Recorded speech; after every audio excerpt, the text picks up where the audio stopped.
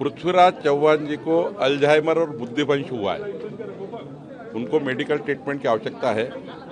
इस प्रकार से देश के सैनिकों के इतनी बड़ी कार्रवाई के बाद, देश के सैनिकों ने इतना बड़ा काम करने के बाद, इतना बड़ा ऑपरेशन करने के बाद, इस प्रकार के देश के सैनिकों को अविश्वास करना,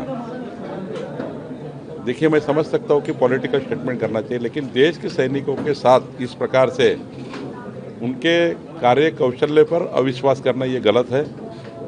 उनको मेंटली शायद वो डिस्टर्ब है, पृथ्वीराज चौहान, उनको मेंटल हॉस्पिटल में एडमिट कर देना चाहिए। 19 तारीख को पंतप्रधान चेंज होंगे, मराठी आदमी कोई होगा। मैंने पहले ही कहा कि पृथ्वीराज चौहान जी को एडमिट करने की आवश्यकता है। अगर अच्छा हॉस्पिटल नहीं मिलता तो कम से कम मेंटल हॉस्पिटल तो भी देना चाहिए।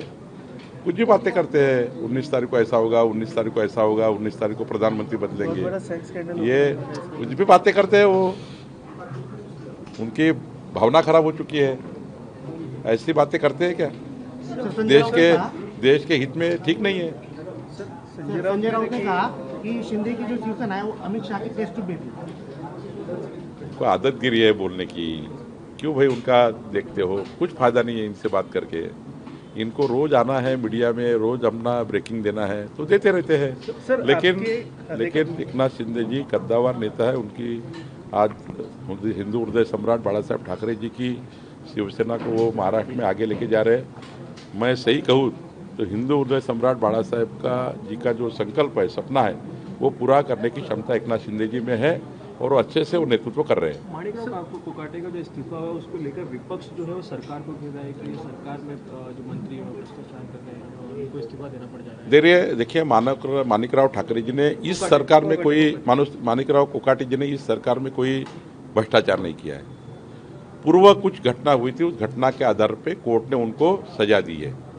कोर्ट की जो सजा है उसको, या कोर्ट का न्याय जो है, निर्णय जो है, उसको हम स्वीकार करेंगे। लेकिन ये सरकार में उन्होंने कोई भ्रष्टाचार नहीं किया है।